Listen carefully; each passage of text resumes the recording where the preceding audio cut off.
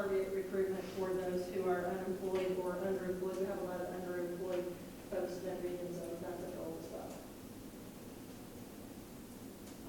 Generally, our services, you're probably all familiar with those, for in and out of school. We do assessment, everybody gets an assessment, everybody gets an individual service strategy where they get a chance to line out a plan that has the individual steps toward meeting their goals and what we're going to do to help them do that. Everybody has a career advisor that provides case management services, there for problem solving, counseling, helping them meet their issues.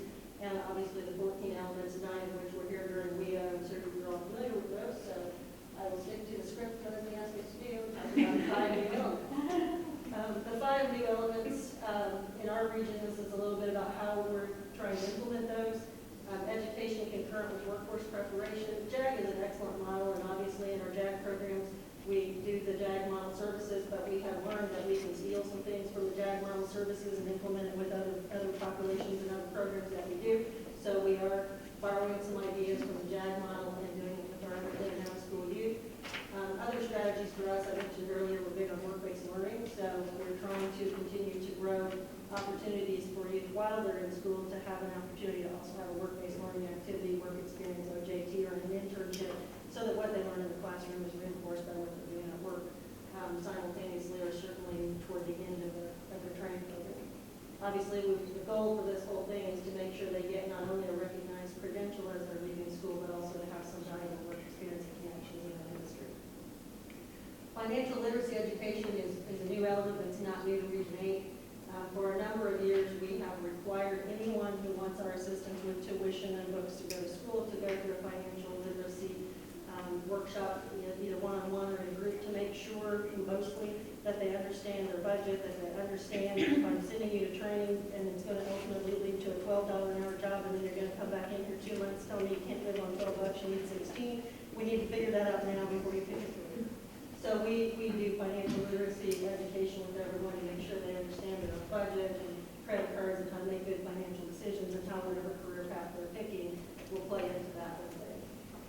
Entrepreneurial skills training, that is a new one to us. We're still kind of trying to figure out exactly how we're going to do that, but we are extremely fortunate to have the Gail and Bill Cook Center for Entrepreneurship located at Bloomington, Texas. Some of you probably know Steve Bryant. He's a wonderful resource and has worked with us for many years in the region, and he's stepped up and said he's more than willing to help us with any student who has an interest in further pursuing entrepreneurial skills. So we will be hooking up with Steve and making sure that the kids get connected to what they need to be connected to. Labor market information and in-demand industry sectors. We are big users of labor market information in our region. We do have a demand occupation list that is based on what's available locally in our region. We make sure that that information is available to all the youth, adults, dislocated workers, everyone who comes into the Work On centers. We do work with them to look at that information. Don't just look at the job that looks cool tomorrow, but look at the long-term projections for that job, and will you have an opportunity to grow, and will that job still be around, and will you still be earning money from it? So we do use those occupational projections for the region when we're counseling our youth and helping them go through the career identification process. And finally, everything I just said I think probably does help prepare them for transitioning to post-secondary, but in addition to that, we do take a look at their basic skills. If they're low on reading and math, we hook them up with our adult education partners to make sure that they get those skills remediated before they start school, so that they will not get behind in the classroom just because of a poor reading or math issue. We, of course, help them with the college admissions process, the application process, registration, picking their classes, any advice they need for that, as well as financial aid. We make mentoring referrals, but I like your ideas much better than the ones we have, so I'm taking them through. And we also try to make sure that they understand there is another side to going to school besides the academic part. It's a big drain on your time. It's very stressful. You really need to think about those soft skills, those study skills, how you're going to manage your time, especially if you have a small child and that sort of thing. We try to cover all those bases before we start them in school to make sure they're aware. We were asked to include this slide. This is our attachment B for our plan, which has our participant projections for all the programs. I'm not going to dwell on this moment because I'm going to talk more about the youth here in the next slide. JAG is not the only in-school program that we offer. We do have JAG at 3 sites, Eastern Green High School, Owen Valley High School, and Bedford or Lawrence. But in addition to that, we also run a regular in-school program for non-JAG students.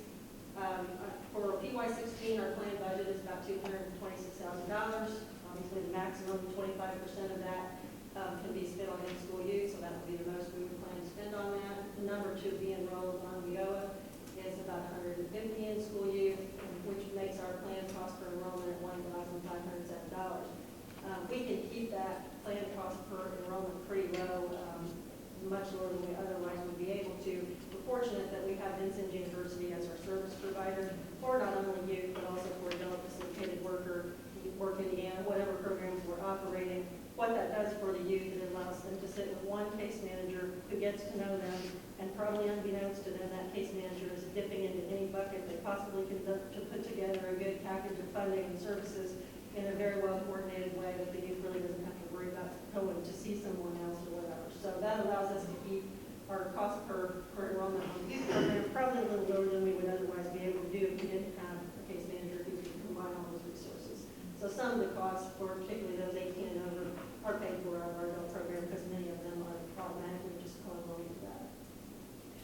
Our youth services are available full-time during regular business hours in all of our work one location in each of our 8 counties. We don't have programs that we just do during the summer or that sort of thing. Everything's available on a regular basis. Our focus, I just mentioned, we use some of our WIO in the schools along with our state JAG funds to operate programs at those 3 schools. Our focus, obviously, is to make sure they graduate high school, get good grades, have good attendance, have a plan for what they're going to do next. Our board has specifically had a discussion and requested that work one staff contact each and every high school and offer to go on site to provide workshops to graduating seniors before they graduate, to make sure that they have planning for life beyond high school, make sure they know how to use Indiana Career Connect, because that can sometimes be a little intimidating for folks, and to make sure that they have an overview of all the work one services and know how to connect with their local office so that they can start that process. And obviously for those in-schoolers who are already attending post-secondary, we'll make sure they complete their credentials in time. We were asked to include a little bit about strengths, weaknesses, and opportunities. I'm not going to go into this one. Basically, we think our strengths are work-based learning. We think it's a strength that those 18 and older can be seamlessly enrolled into all those other pods. Obviously, one of the threats and weaknesses of the in-school is the cap now, 25% expenditure, so that's probably our biggest threat for that. Moving on to out of school, our budget for that is about $678,000, which is 75% of the regional allocation. Given the way the funding works, we know we'll need to spend at least that much. Our plan number to enroll on the out of school is 250 participants at a planned cost per of about $2,713. Again, our service provider is Vincent University, so all the services in all the offices. Our focus on out of school has changed a little bit because of WIOA. In our region, over 50% of the adult education students are under the age of 25, which is a lot. And that's kind of becoming a focus for us to try to tap into that group. I mean, it helps with our recruitment for out-of-school youth, right, because we kind of know where to find them. And we work really closely anyway with our adult education program. So we've shifted our focus a little bit to try to work a little bit more with them. That also gives those students access to the Work Indiana program, which we run very successfully in our region, which that's a real strength because if you see the bottom bullet point, there's a stronger emphasis with this crowd a lot of times on short-term training. Because this goes up to age 24, they may have a spouse, they may have a couple kids, they may be a single parent, they may be living on their own, just barely squeaking by. A lot of them need to be able to get through training. They can't commit 2 years to get an associate's degree. For those who can, we do. But for those who can't, we understand the short-term training, some time on work experience, and scoot them on into a job is probably the most effective thing to get them through their own life circumstances. So we really are trying to work with that population and ties many of them into Work Indiana. And I think we're probably one of the regions who has enrolled the most youth historically in Work Indiana because we are trying to focus on that. Same thing, our strengths and weaknesses for the out-of-school population. We think our existing partnerships with Adult Ed are very beneficial. We work very closely with them, and the ability to co-enroll the youth into all the different programs, essentially what I said before. Weaknesses, boy, this is a tough population. It's hard to keep track of them. It's hard to engage them. They change their mind and they're moved a lot, and you never know where if they're still going to be living with mom and dad, or if they're on a buddy's couch, or if they moved in with a girlfriend or whatever. That's probably the biggest weakness is the amount of time we spend trying to engage them and chase them and re-engage them. It's just, we were all at 81, right, so we get it, but that makes it very, very difficult sometimes just to keep them on track the way we want them to. And again, as I mentioned before, they frequently need self-sufficient employment, but they lack the experience to really compete to get it. It's one of the biggest threats for them. And our last slide. We do not have a specified youth committee. Our board decided they would rather handle it as a board, but we do have a number of people with a background, both from a former life and the current life, that qualify them to discuss and represent youth issues. There's a list of people we have. Our board chair, our board vice chair, and our chief elected official all have a strong interest in youth. Our chief elected official, Gene McCracken, is now the executive director of Stonegate Arts Center, but he's a former teacher. Darrell White is a former teacher. Lynn Coyne is the president of Wilmington Corporation, but he's a longtime school board president, school board member in the Wilmington community, and very active in youth. So we feel like we have very good representation. So, and now I'll take questions. I just want to applaud two things. The first thing is, I like that you coordinate with the seniors in the high schools, like you're actually going to the high schools and telling them about the services, because I think most kids in general have no idea what is available to them. And if they're not going on to school in any way, it's good for them to know that this is how you access the services that could help you. So that's fantastic. And I just, wow, the whole idea, I've talked to Rob Moore before, and he talked about the high number of younger kids in adult basic ed, but wow, 50% of your kids. It's over 50. We have a lot. That is an amazing statistic. So it is. We have about 1,000 enrollments in the region and over 500. That's incredible. But I just wanted to ask about work experiences. Obviously, there's a huge focus on that. What are you trying to increase the percentage of your both in-school and out-of-school youth? And adult last year, the PY that just ended on June 30th, I think we did 135 work experiences last year. About 65 or 70 of those were youth, and it was about half and half in versus out. But we're trying to continue to grow that. Our region places a big emphasis on spending as much money as possible directly on the client, either for folks in tuition or for work experience wages or transportation assistance, those sorts of things. So we've set aside a pretty healthy chunk of money for work experience, not only for youth, but also for those anticipated workers. And we're having great success. I mean, part of convincing the staff to do is once you see a little bit of success, yeah, it's a lot of work to get it all set up, but we're finding a lot of people get kept by the work experience employer because they've done such a good job. And if not, they're able to use that on the resume to go connect with another company that does the same work thing. That's where the work experience was. So it's working very well for us. So we're just gaining momentum, and fortunately, we're having great success getting employers to buy in and agree us for the sites. So that's great. Just in general, so could we have contact information for these grant directors? Thank you. Thank you, Shannon. Sure.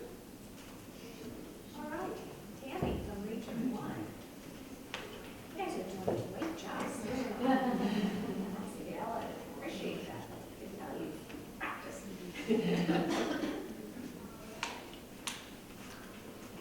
I apologize, I have a bad knee, so if you see me start to Sit down. Do you need a chair? No, I'll be okay. I get stiff when I sit down. Okay. So your handout, I'll have to exit out of this. And No. no. Okay.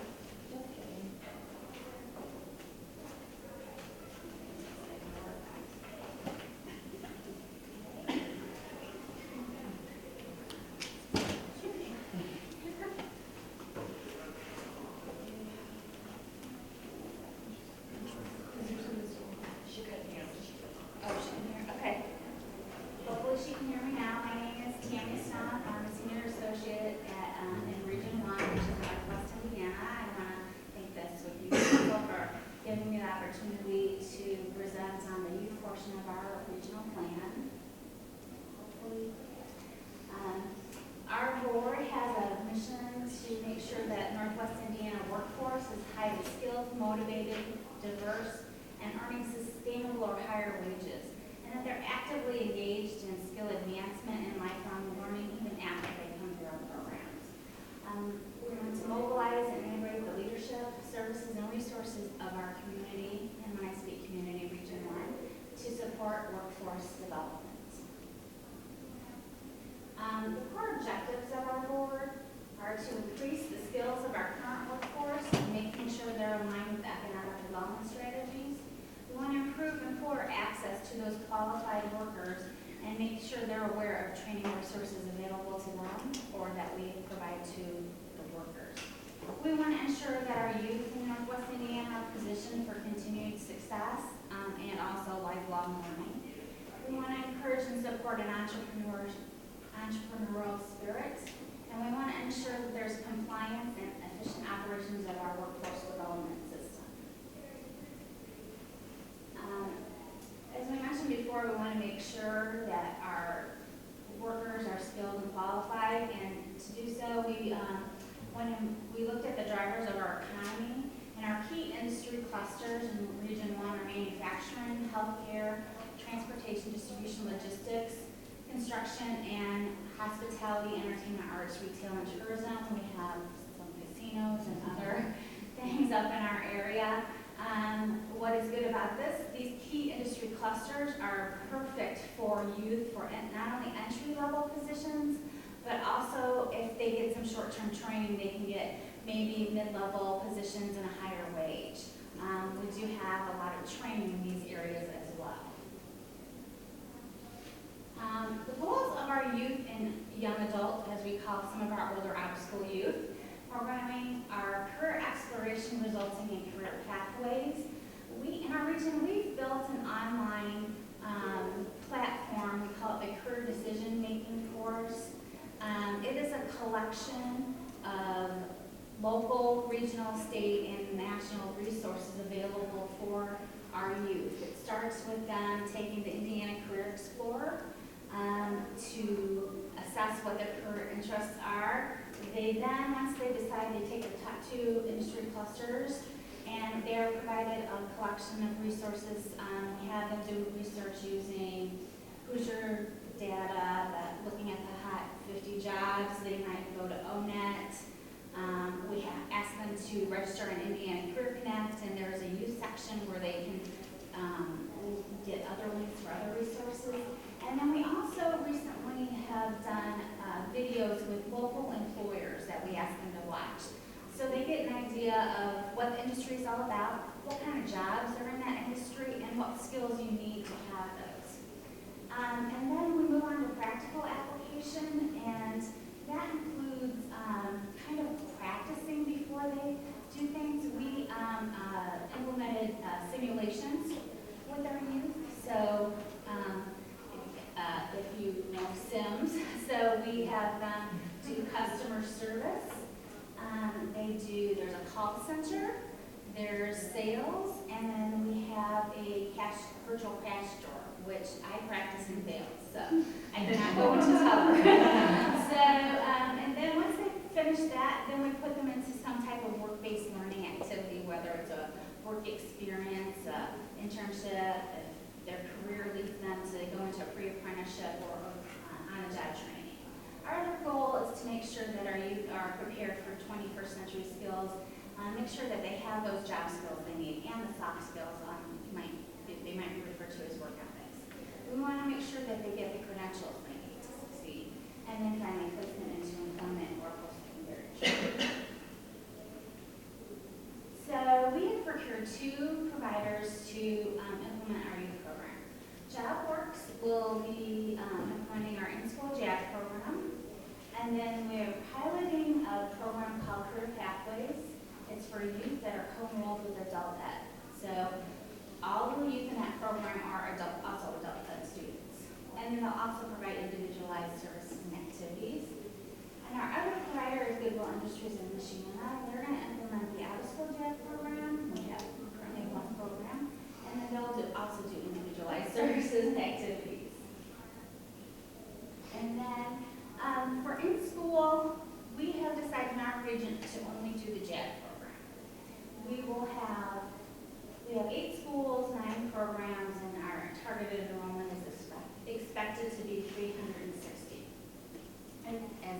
commissioners have mentioned, so I won't go into a lot of detail. JAG is a year-round program. We're going to spend 25% of our budget on it, and then we will specifically address those 5 new program elements. The labor market information is really through that our career decision-making online course. Tutoring they get through the school. Well, they'll be exposed to work experience, leadership development they get, financial literacy, entrepreneurship, preparation, transition, post-secondary education, support services. Those are already really incorporated in the school model. I will say that we're very committed to the JAG program. We still have 3 programs that were part of the original 12 when JAG was first launched in Indiana. And we want to make sure the community knows about JAG. So we launched a monthly newsletter last fall, and you all have copies of it. And it's written by the students. And not only talks about what they're doing in the program, but their other achievements, if they excel in track or sports, and what's going on in their lives. The one you have at the end of the year, and it talks about those that have already graduated and gone on and what are they doing now. And this letter goes out to principals, superintendents, local elected officials, and other community organizations. And we just feel it's a good way for the community to connect to our JAG. Our out-of-school youth, we're projected to serve a minimum of 650 youth this year. And that's pretty much on par with what we did this year, or last year, this last program. Those 650 will include our out-of-school JAG participants, those that go into that career pathway program, and then others that might receive individual services and activities. This will also be year-round. Our 75% of our budget will be spent on this. And this is really where we want to focus more on those 5 new program elements, especially entrepreneurship, financial literacy, and then transition to either post-secondary education, work-based learning, education offered concurrently. That's the really big one. And our outputs include work experiencing, training completion, skills gain, and entry into employment. So one of the things we really wanted to focus on with those 5 program elements, is to increase the opportunities for stackable credentials while participating in other youth activities and services. What we really want to do is shorten the amount of time it takes. A lot of our youth tend to do things in sequential order.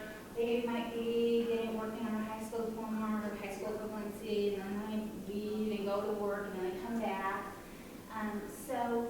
We really feel the Career Pathway Program is an excellent opportunity for them to earn different things and participate in activities. So our youth staff are actually on site at the adult ed locations. The adult ed teachers are working on them with their academic skills to get their high school equivalency diploma or brush up on their basic skills. And our youth staff are offering career activities such as work experience. Our youth provider is also providing a customer service and a leadership online certificate for them to learn the class, and then work-based learning.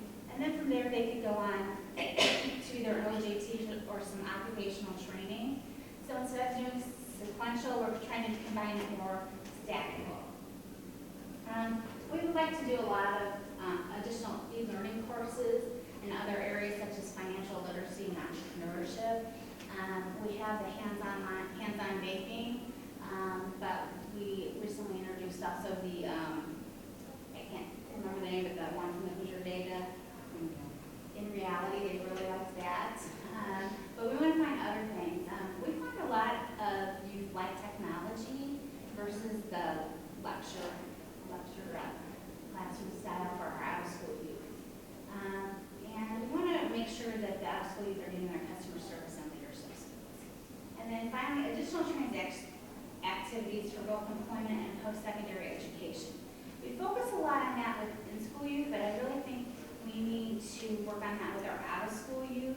Especially, we want to make sure they're prepared both with the job skills and those other skills, soft skills, but also like, what are you gonna do when you have to wait 2 weeks to get your first paycheck? We wanna make sure that they're successful and retained either into employment or post-secondary education.